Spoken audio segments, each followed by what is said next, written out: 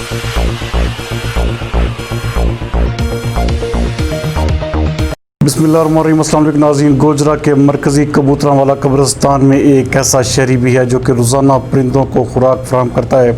इस हवाले से देखते हैं हमारे ब्यूरो चीफ जुल्फ़कार भट्टी की ये रिपोर्ट। जी, इस वक्त हम कबूतरा वाले के मरकज़ी कब्रिस्तान में मौजूद हैं, जहां हमारे साथ मौजूद हैं चौधरी टॉमस अल मरूफ काला, जो कब्रिस्तान में परिंदों के लिए बहुत फ़िक्र करते हैं और परिंदों को अपनी गिरा से, अपनी जेब से जो है वो खुराक खिलाते हैं, पानी पिलाते हैं और रोज़ाना ये तकरीबन ये बहुत सारा खर्च करके कब्रिस्तान में परिंदों के लिए खाना खिलाने के लिए आते हैं।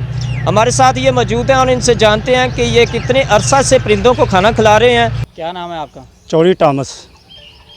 ये जो आप परिंदों को खाना खिलाते हैं, ये कितना खाना खिलाते हैं रोज़ाना का? रोज़ आप 200 रुपये का खाना देते हैं उसको।